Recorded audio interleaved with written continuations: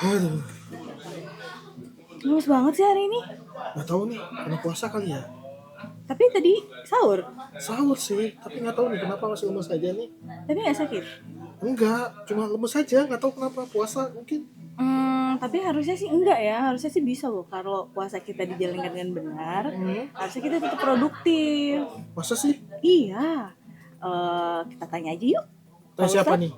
Pak Ustadz. Oh, Katanya tuh ada loh beneran kalau puasa kita benar, harusnya kita buat. bener nggak Pak Ustadz? Assalamualaikum warahmatullahi wabarakatuh. Ibadah puasa itu dikenal oleh berbagai agama, bahkan juga suku dan tradisi. Salah satu pesan puasa itu adalah imsak, yaitu menahan diri. Pertanyaannya adalah apa yang ditahan dan untuk apa menahan. Nah, puasa itu berangkat dari satu keyakinan, paham bahwa manusia itu sungguhnya makhluk spiritual.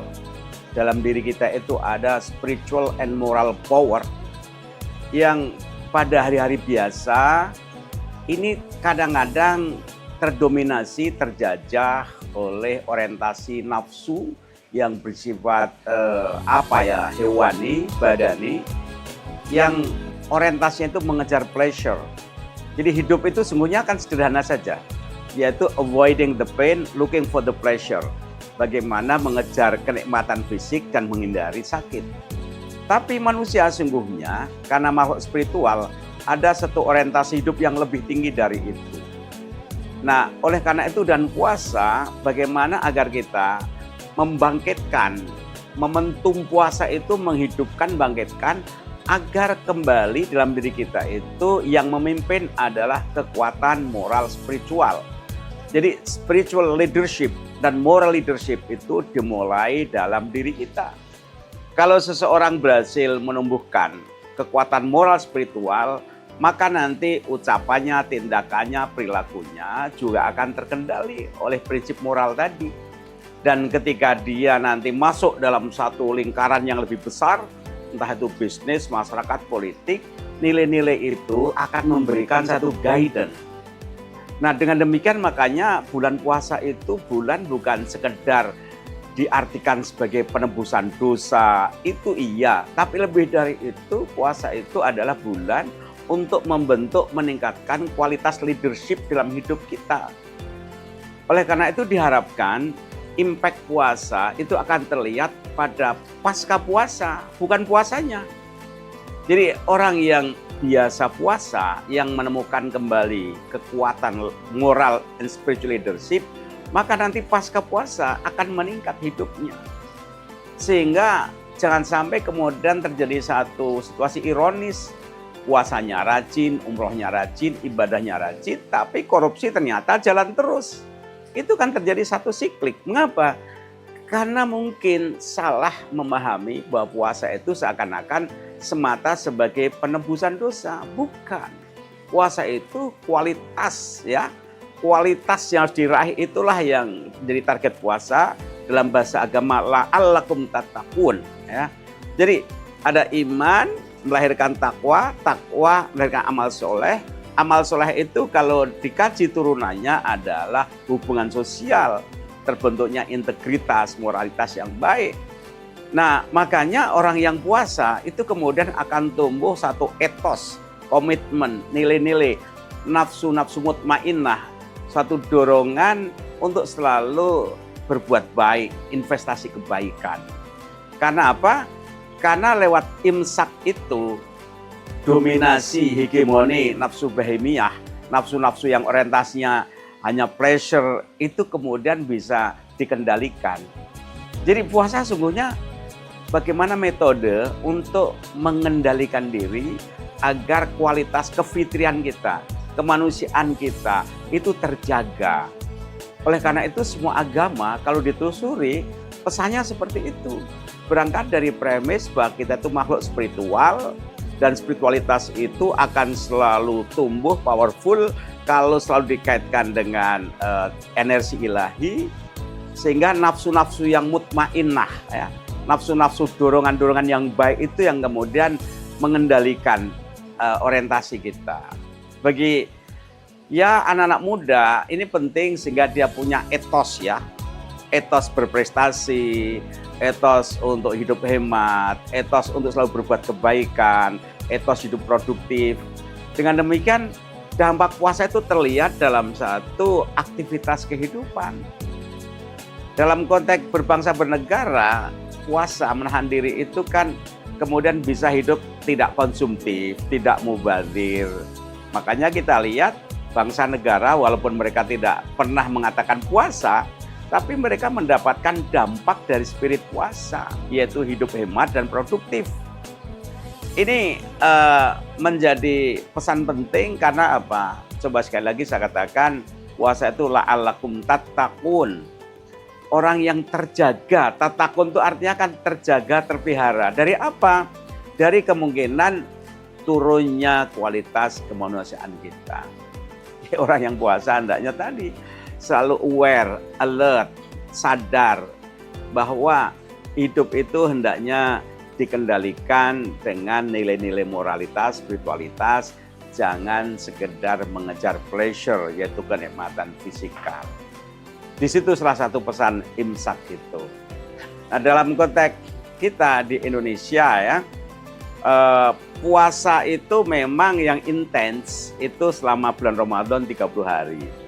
Ada satu kajian ilmiah bahwa latihan itu kalau hanya sebentar itu dampaknya, impactnya kecil.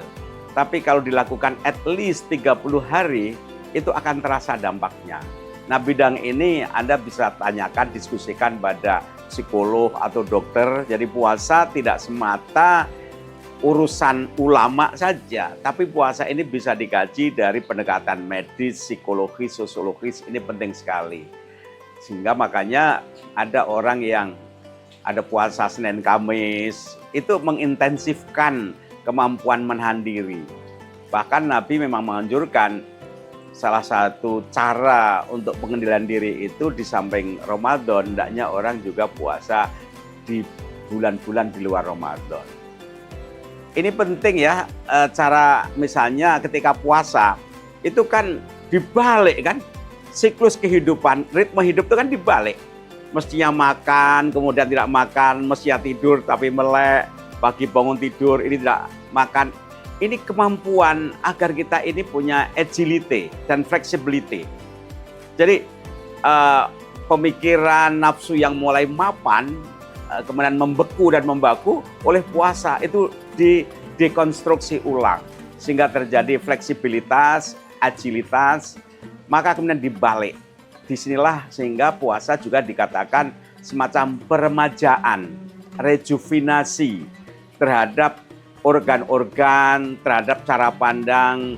Dengan demikian puasa kemudian akan memberikan satu refreshment, penyegaran moral, penyegaran tubuh, penyegaran kesehatan. Dan ini telah dibuktikan oleh berbagai kajian medis bahwa puasa itu tidak semata ritual, tapi ada aspek-aspek yang bisa diamati oleh pendekatan ilmu pengetahuan. Gimana cara atur waktu? Ya, kalau kita karena hidup daerah tropis, waktu kita kan diatur mengikuti perjalanan matahari. Dan tidak ada orang yang puasa malah sakit. Ada mengatakan kalau puasa itu nanti mengurangi produktivitas. Tapi coba dilihat, dalam waktu 5 tahun aja, orang puasa dan tidak, dilihat kesehatannya, produktivitasnya, pasti dan saya yakin orang yang puasa akan lebih produktif. Orang puasa itu lebih smart otaknya, badannya sehat, maka dia akan lebih produktif. Tidak perlu mengeluarkan uang untuk kesehatan. Jadi anggapan bahwa puasa tidak produktif itu secara metodologisnya lemah. Kapan dilihat? Jangan hanya selama Ramadan saja. Bahkan orang selama Ramadan pun tidak berkurang.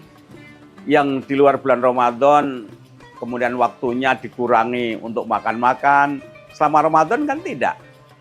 Malah dia tetap kerja. Bahkan saya sendiri mengalami dan mengamati selama Ramadan itu lebih produktif.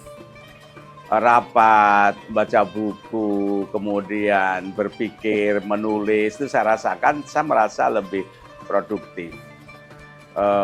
Oleh karena itu, bulan puasa itu juga bulan pembersihan, bulan rejuvenasi, penyegaran, sekaligus memang ada bulan ikhtisab, yaitu introspeksi.